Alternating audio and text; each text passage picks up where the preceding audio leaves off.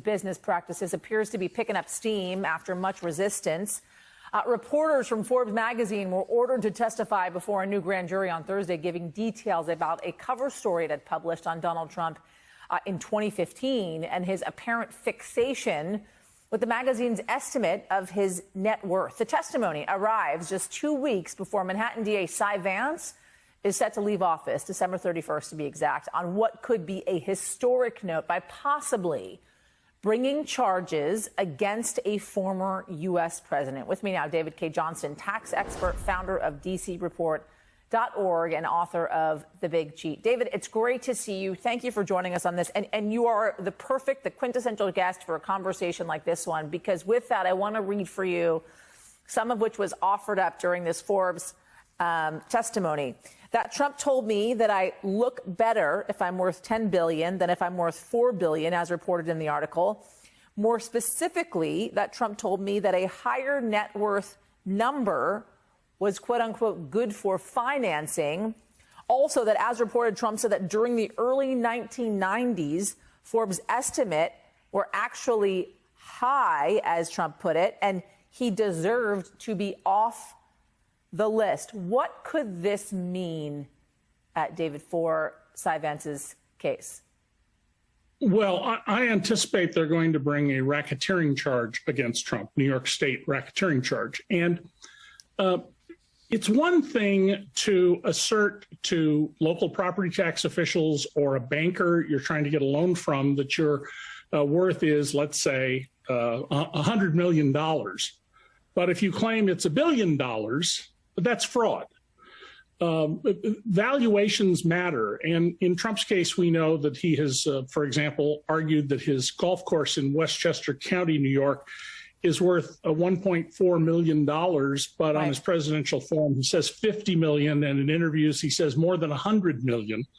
Well, those numbers aren't reconcilable. And so what they're doing is showing that Trump knowingly, deliberately, with malice aforethought, and intent to deceive was manipulating the system. And when you take out a mortgage loan in particular, you usually sign under penalty of perjury.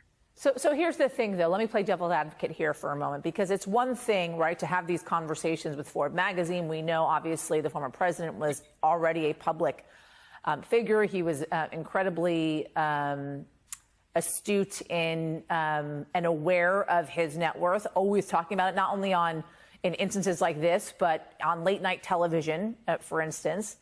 Why can't the former president say, this was my accountant, this was Alan Weisselberg's deal, he was the one that was filing the papers, he was the one that was applying for these loans, he was the one that was inflating my net worth or deflating my net worth, considering what you're talking about?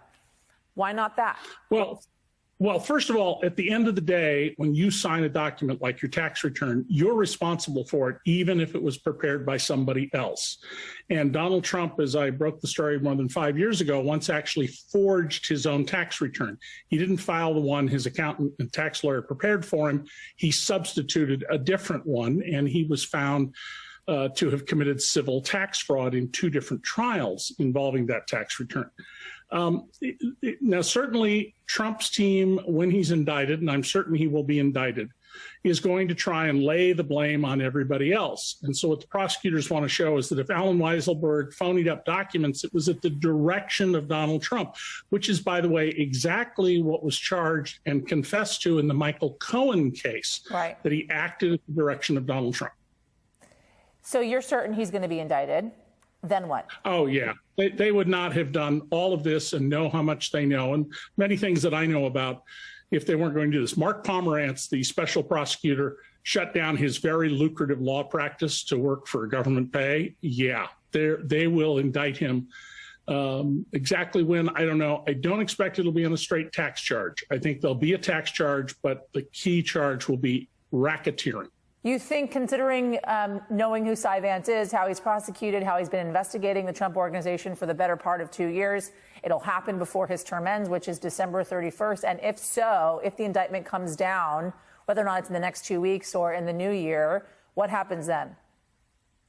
Well, how quickly it's going to come is a matter of how quickly they can go through the 5 million pages of documents they got after Trump lost a second time before the Supreme Court. They were expecting about 1 million documents. They got 5 times that many. They have to look at them all. Once he's indicted, Trump will have to surrender himself to be booked. I'm sure he'll be released on his own recognizance. And then we will see a campaign of trying to delay trial, to do everything he can. And you will see Donald say, this is corrupt. The prosecutors are corrupt. The police are corrupt. The auditors are corrupt, because that's what Roy Cohn taught him when he was a young man. Accuse law enforcement and then delay, delay, delay. David Cay Johnston, I knew you were the perfect guest for this conversation. Thank you. Happy holidays. Coming up, everybody, the